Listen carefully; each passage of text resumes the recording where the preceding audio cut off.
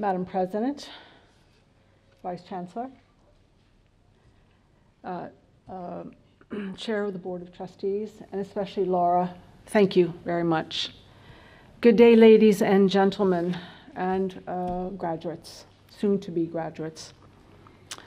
I accept the honor not only on behalf of myself, but also my former colleagues at USAID, the Agency for International Development, who, like me, have strived to assist those suffering from man-made and natural disasters in scores of places around the globe, including Afghanistan, Lebanon, Syria, Ethiopia, Sri Lanka, and Georgia, all places close to my heart. I also wish to acknowledge the humanitarian assistance professionals affected by, I also wish to acknowledge the humanitarian assistance professionals around the world who work in difficult circumstances to assist communities affected by and recovering from crises.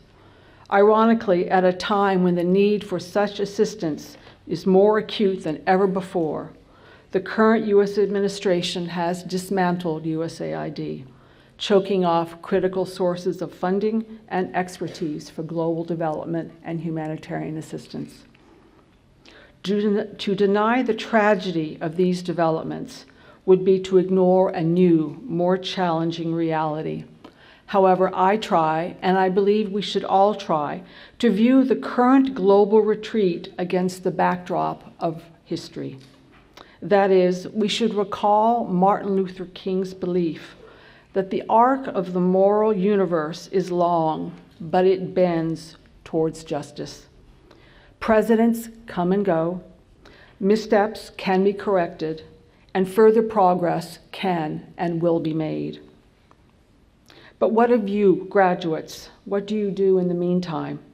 Well, I would wager that for you, your course of study is not a fallback pursuit that you chose because you lack a genuine passion.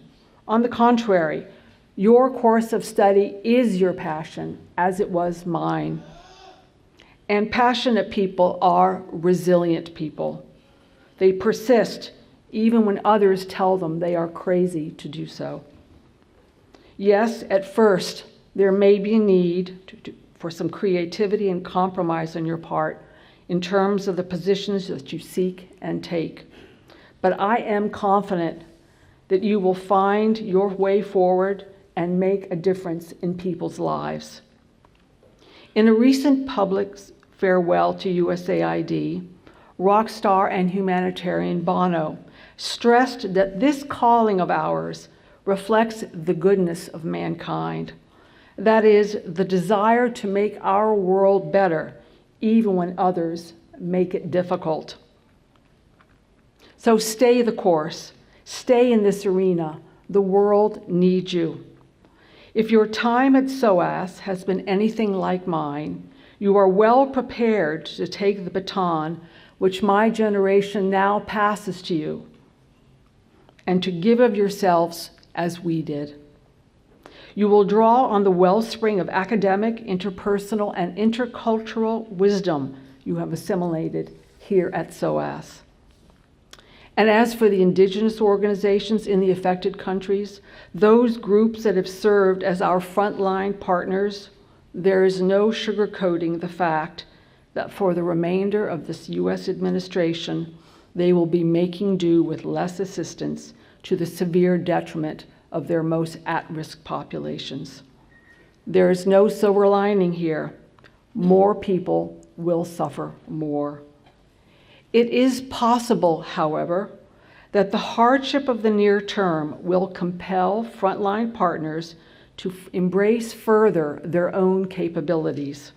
Then, once the affliction that is the current administration passes and US, British, and European resources hopefully return to necessary levels, such partners will be better poised to lead their own country's development, while outside donors will play a lesser role in what would be a more robust partnership.